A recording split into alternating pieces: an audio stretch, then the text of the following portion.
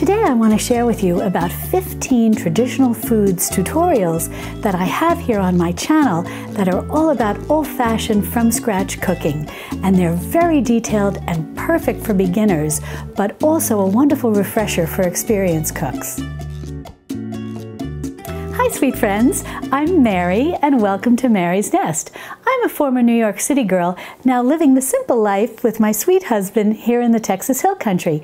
And this channel is all about cooking from scratch, living naturally, and creating a cozy home with charming thrift store finds. So if you're like me and you like the simple life, be sure to subscribe to my channel and don't forget to click on the little notification bell below. That'll let you know every time I upload a new video. The first thing I want to do is wish everyone a happy St. Patrick's Day, and I've got a little green in my apron, so hopefully nobody will pinch me. I hope you had a chance to enjoy a tasty corned beef and cabbage dinner and hopefully some soda bread on the side and maybe a traditional Irish apple cake for dessert. And I'll be sure to put a link in the iCard to all those videos that I made covering those recipes if you're cooking at the last minute. So today I wanted to talk to you about 15 traditional foods tutorials that I have in a playlist here on my channel. They're videos that I made in the beginning when I was first starting my channel. It was something that's very near and dear to my heart, and I wanted to get them all up first before I did anything else. And basically they're based on recipes that you will find in the book Nourishing Traditions by Sally Fallon, where she covers good old-fashioned home cooking like what our ancestors did. And now not like the cavemen, but the way our grandmothers, in my case my mother, the way my mother cooked, the way our grandmothers cooked, our great-grandmothers, whatever the case may be. And I start with how to make chicken bone broth. And I do have an earlier video. My very first video was just a very simple video of how to make a roast chicken. So you can always go back and see that one. But the first video in the series of 15 traditional foods tutorials is how to make chicken bone broth, and it's a roast chicken bone broth, because I'm a firm believer that 3 carcasses left over from roast chicken and 6 chicken feet are going to make a wonderful gelatinous chicken bone broth. But it's a very detailed video, and I start right at the beginning and go right through the end where I'm straining it and decanting it, all of that. And so if you're new to making bone broth, and chicken bone broth specifically, you might find that very interesting. And then after that video, I move on to how to make beef bone broth. And again, it's a very detailed video. These videos, in many cases, are 30 minutes long, but it's literally like sitting in a cooking class here in my kitchen. And I film it at my kitchen island, and I've got everything out, and I show you from start to finish how to make beef bone broth, what bones to pick, and how to get the temperature just right, and then how to cook it, how to strain it, how to decant it, and so on and so forth. So if that is something that is interesting to you and something that you're new to making, or even if you have been making bone broth and maybe you've had some troubles or whatnot getting it gelatinous or so on and so forth, those are great helpful tutorials. The next video in the series is all about how to make homemade yogurt. And I make it from scratch, and there's no meat machines required. You don't need an Instant Pot, you don't need a slow cooker, you don't need anything but 2 bowls and some warm water. And it's very easy to make, and I use just plain pasteurized milk that you buy at the grocery store because I wanted to make this very accessible to everyone. Now certainly you can make yogurt from raw milk, and we talked about that last week. It's a little different to do, but not everybody has access to raw milk. I can buy it at the farm here in where I live in Texas, but I know in some states you can't buy it at all, that it's illegal to buy, which is very funny to me, but in any event. So I just use pasteurized milk from the grocery store, and again I show you how to make it in a very simple and successful way using just 2 bowls and a little warm water. So that's a good thing to check out if you'd like to be able to make homemade yogurt. Continuing on in the cultured dairy tutorials, I show you how to make milk kefir. And it's very easy to make. You just have to source the kefir grains, which today are very easy to find. You can buy the dehydrated grains. You can even buy the fresh grains online at various sources. And so they're not difficult to get. And then I walk you through, and I start with the dried grains, since those are the ones that are most easy for people to find, and how to rehydrate them and so on and so forth, and get your milk kefir going. So if you've not tried milk kefir, that's a great tutorial to watch that'll help you through all the steps of how to make it and how it should look and so on and so forth. And I'll tell you something funny. The grains that I have are so old, and when I started making milk kefir, nobody was talking about it. I mean, granted, it's been around for a long time in Eastern European cultures and whatnot, but here in the United States, people were really not talking about milk kefir. Sally Fallon came out with her book Nourishing Traditions in 1999, and it started gaining in popularity, and people were getting interested. What is this milk kefir or kefir, milk kefir that people were talking about? And I was in like one of these little groups, some kind of little chat group online. I don't even know, it might have been in Yahoo or something. And people were talking about, where do you get these grains and whatnot? And I corresponded with a lady who lived in a state nearby to me in New Mexico, and she had some. And here, I don't know her from Adam, and I send her a self-addressed stamped envelope, and she sends me back some grains in a little plastic bag in some milk, which is so cute. And my husband and son were like panicking, wait, you don't know this person? But it made great milk kefir, and they're still making great milk kefir. So once you just source some grains and you take care of them, you can really be just making milk kefir forever. So after covering bone broths and then those two areas of cultured dairy, I go on to ferments, which is very interesting to a lot of people. And now it's becoming very common. And my videos on ferments, I have 4 of them. Again, they're very detailed, and I walk you through very slowly, very detailed on how to make these various ferments, which I'll go over. I have them written down over here. I'll go over in a minute. But I want to mention, while I'm going through these, if you ever have any questions, leave them in the comments, or you can certainly email me. Under all of my videos, you may, there's like a little sentence, a little description that might say, like in this video, Mary is talking about X and such, whatever. Underneath that, sometimes it'll say show more, sometimes it might be just a few dots, something. If you click on that, it'll open up a big description, and you can scroll through that. I put a lot of information in there, and in there is my email as well as my snail mail address, my mailing address. And you can always send me an email, and I will definitely respond to you, and we can just kind of be like cooking pen pals if you have questions. So keep that in mind if you need any help, and always comments below or email me, and I'll definitely help you. So the first ferment that I do is I show you how to make, and this is kind of appropriate now as we start going into the spring and summer fruits. I show you how to make fruit scrap vinegar.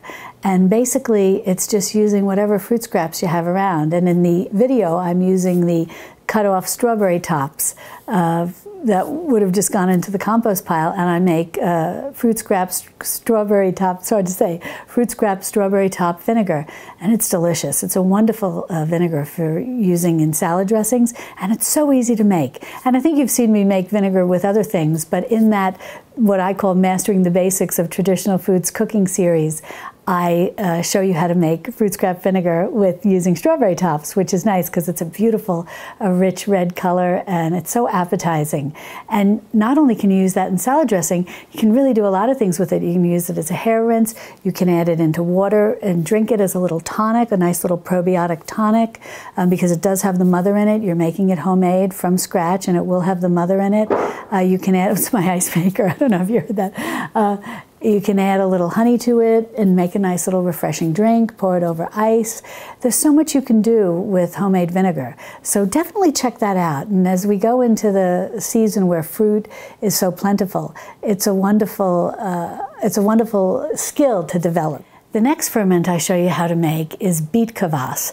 And this is a great drink to make because it's very rich in probiotics, plus the beets have a lot of nutrition, a lot of vitamins and minerals, so it's sort of a double whammy, so to speak, of good health. Now, a lot of people have said to me, but does it taste earthy? I'm not a fan of beets. It may taste earthy, and that is true. Beet kvass does, to a certain extent, tastes like beets.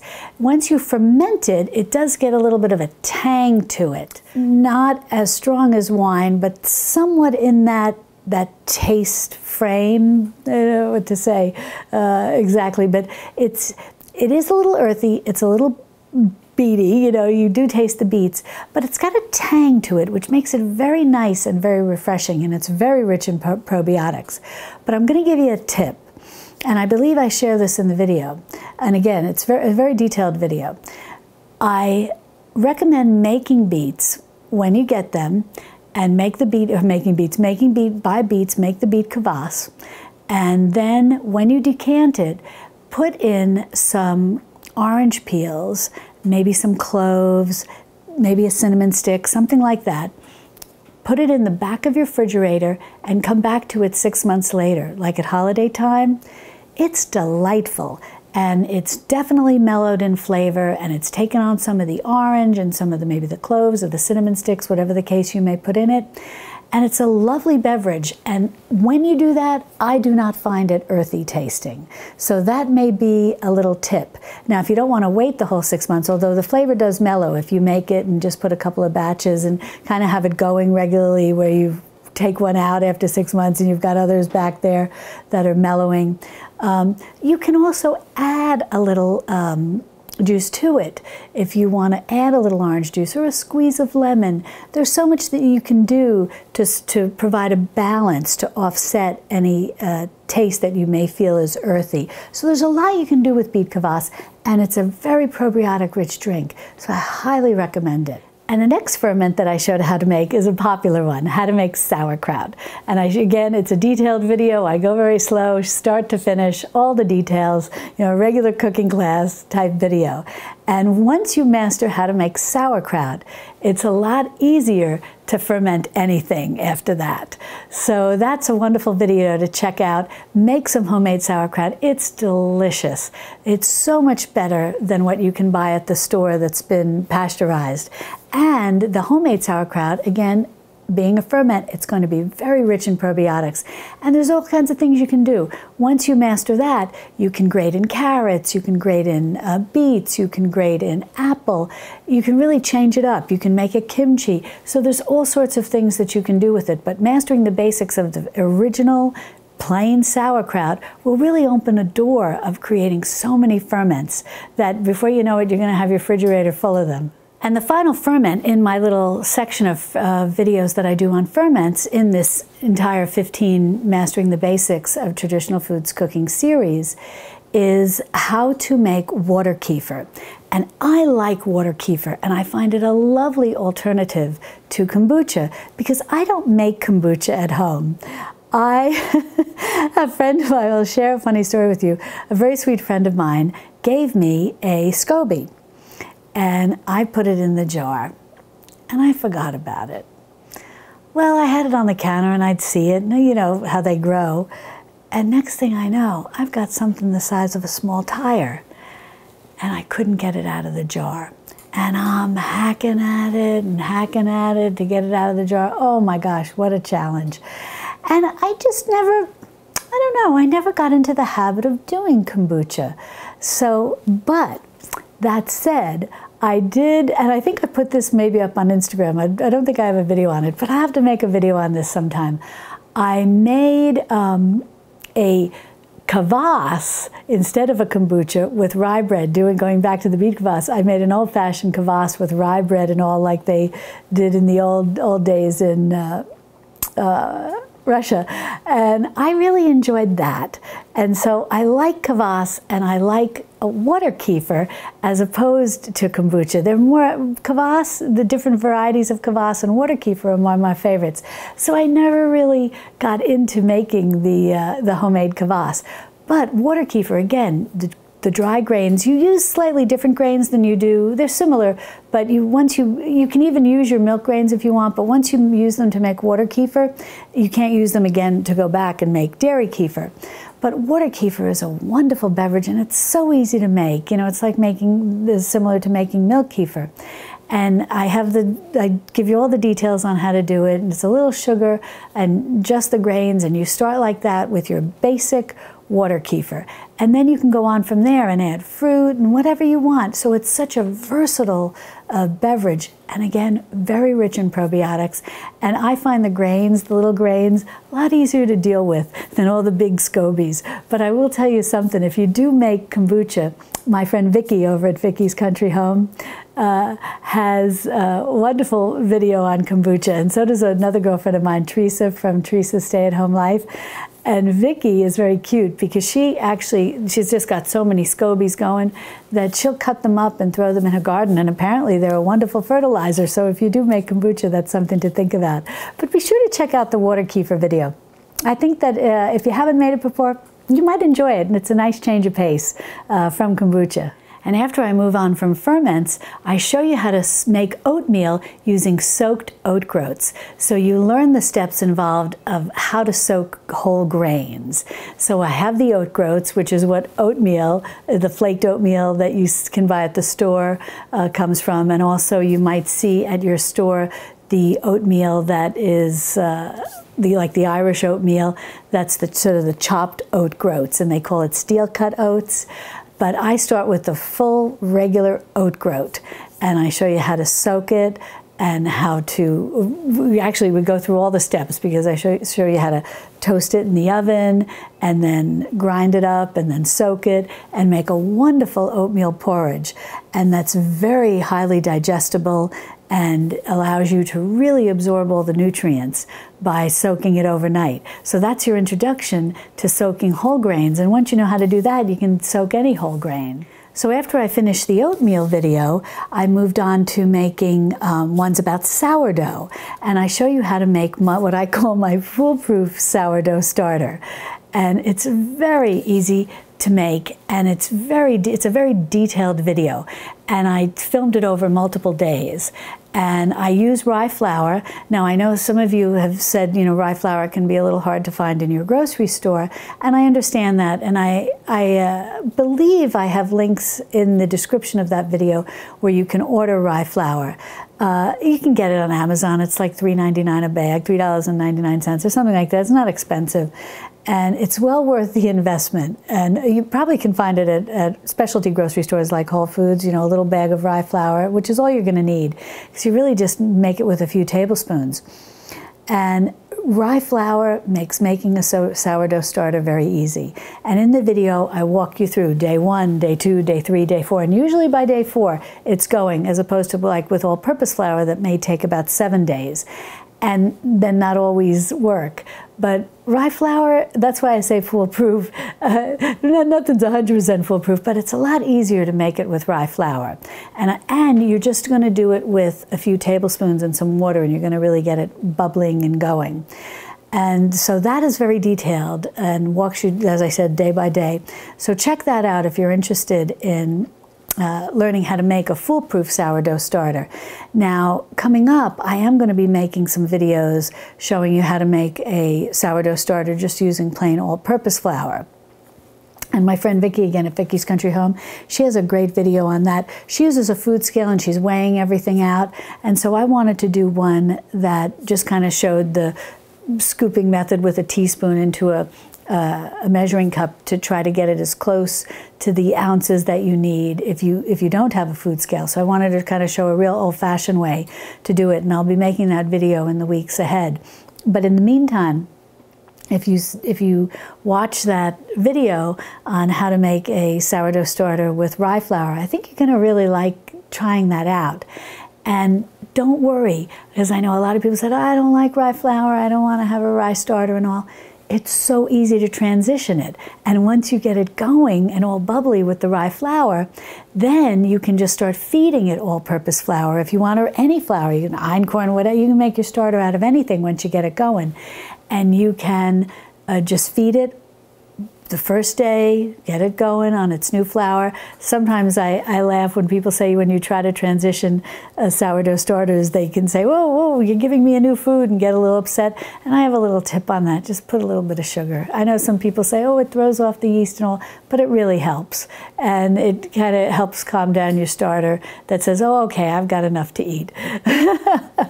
But you can transition the rye sourdough starter, so don't worry about that. So check that out. I think you'll enjoy that. And again, it's a little bit of an art as opposed to a science, I think, when it comes to making a sourdough starter. So if you have any questions, leave them in the comments or send me an email and I will help walk you through. And then once I get that sourdough starter going, I move on to another video where I show you how to use it to make sourdough bread. And again, very detailed, walk you through all the steps, and we have a nice loaf of bread at the end. And then the next video I move on to is where I show you how to soak nuts. And that, if you follow Nourishing Traditions and Sally Fallon, you know that nuts can be sometimes hard to digest. But if you soak them in salted water and then drain them and dry them in a dehydrator or in your oven, they can be so much easier to digest. And now, I know there's a lot of recommendation to dry them in a dehydrator, to keep them below, 110 degrees so they stay a live food. But don't worry, because you can dry them in the oven. You're basically, just going to spread them out on a baking sheet, turn them around, maybe leave your oven door a little cracked, set it to its lowest setting. I've done it both ways. And I still feel that even when if all you have access to is drying them in your oven, they're still nutritious. Maybe the ones in the dehydrator are slightly a little more nutritious, a little more enzymatic activity because the enzymes are more alive. But I think that if you set your oven to the lowest setting, try to modulate it a little bit, open your door and whatnot, and move the tray around, the bottom line is they're delicious and they're easy to digest. And you're going to absorb more nutrients from them. So I highly suggest checking out that video about soaking and drying nuts. And I think you'll like it. And again, if you have any questions, just let me know. So once we get through with the nuts, then I move into sprouted flour. And this is a very detailed video where I show you how to soak grain, how to sprout it, how to dry it both in the dehydrator and the oven, and then how to mill it into flour so you now have your own homemade flour. And it's really not that difficult to do. And it's really the time that you're putting in is very limited. It's more the time that the wheat or the grain is doing the work, soaking and sprouting, when you can do other things. And once you sprout the grain, don't worry if you don't have a dehydrator, because yes, you're going to dry it at a lower temperature in your dehydrator, and obviously the enzymatic activity stays more active, and people feel that that does help when even though you are going to eventually go bake it in the oven, they believe that it does help with the baking bread process of rising and so on and so forth. But I haven't seen a significant difference, so I wouldn't worry about it. If you want to make your own sprouted flour and all you have is an oven, that's fine. You sprout it, you dry it in your oven, and then you grind it. If you have a grain mill, great. But if you have one of those high-speed blenders that are very popular today, it's my understanding that I don't have one of the modern ones, but it's my understanding that they have the option to grind grain in those as well. And that's fascinating. And a little tip that my girlfriend shared with me, which I thought was very interesting, was she uses the blender she has is a Vitamix. It's a modern day one. And she has whatever option it comes with to grind grain. And I believe they even have a video on YouTube about how to grind grain in a Vitamix. And she freezes her grain so it's nice and cold, and then she puts it into the Vitamix. So that's interesting because she wants to try to keep the grain as cold as possible as she's making the flour to protect the oils so that there's no rancidity problem. And I thought that was very clever. So that's something to keep in mind if you don't have a grain mill. And the final video in that Traditional Foods cooking series is how then to bake with sprouted flour. And I make a Banana Crunch sprouted flour bread. So you be sure to check that out. It's a very tasty banana bread. And it always seems, I don't know, at least in my household, and the reason why I made a banana bread was because in my household we always seem to have bananas that are getting brown and I need to do something with. And rather than just like always mashing them and throwing them in my freezer for a rainy day, I made a lovely sprouted flour banana bread, and I think you'll enjoy that video because it really is. It's really a treat. So that's the whole bowl of wax, so to speak, the whole group of the 15 traditional foods cooking videos that I have. It's a nice series, and I put them all together in a playlist, which I'll link in the description below. And it's definitely something worth looking into if mastering the basics of traditional foods cooking is a subject that you enjoy and want to learn more about, or perfect maybe something that you're doing. If you're having any struggles with Nourishing Traditions, the Nourishing Traditions cookbook, or all the other cookbooks that have been born out of that one, let me know, and I'm happy to help. I've been cooking this way for a very long time, and I actually was raised on this type of food. And when Sally's book came out, it was I think about 1999, it was such a wonderful reminder to me of how my mother had raised me, you know, on these very traditional foods. And she was always a very, very natural person, you know, very interested in health and so on and so forth. She is still to this day, and she's 94 years old. So eating this way must be good for you. And when Sally's book came out, it was such a reminder to me. And I was recently married, and I had a little baby, my son, Benjamin at the time. And I said, oh yeah, I want to make sure that I feed my family like this, feed my family the way that I was fed growing up. And, you know, the way my grandmother, my great-grandmother ate, my mother, and all healthy people who, you know, who lived to be very old. And I started making bone broth, and I got raw milk, and making kefir, and this, that, and the other thing. And so it's something I have a real passion for, and I really love, and I love teaching it, and I love helping others to venture into this traditional foods movement. So be sure to check them out and let me know if you have any questions. I'd love to hear from you. One other thing I want to mention, this is on a little bit of a different subject. I have a video on how to make orange marmalade, because a lot of people are getting very interested in water bath canning. And in that video, again, that's not part of this Mastering the Basics, but it's a wonderful tutorial where I show you how to make the marmalade, and then I go through all the steps of what's involved with water bath canning. And I'm very slow and very detailed. That's really directed at the beginner. And I think maybe next month, the videos that I'll be making, that'll be coming out, I'm going to do a whole week from start to finish explaining all about water bath canning, the books I like, the equipment that I use, and how to water bath can, and what exactly is involved, because that's perfect timing as we go into spring and summer, and we'll be harvesting things from our garden or shopping at the farmer's market. We'll want to be canning up fruits and making jams and tomato sauce and so on and so forth. And water bath canning is a nice place to start if you're new to canning. Pressure canning is a whole nother ball of wax. But if you're new to canning, starting with water bath canning, you can develop your skills, be comfortable with the concept of canning, and actually can a lot of nice things. So we'll make some jams and jellies, tomato sauces and salsas. We'll do a lot of different things, and we'll water bath can them up, and you'll become a real pro at water bath canning. And if you have any specific things that you'd like to know about water bath canning, or that you'd like to see me water bath can, be sure to leave it in the comments below, and I'll add that to my list. Well, that's all for today, but if you'd like to learn more about cooking from scratch, be sure to subscribe to my channel, and then click on this video over here where I take you over to the playlist of the 15 traditional foods tutorials, and I'll see you over there in my Texas Hill Country kitchen. Love, and God bless.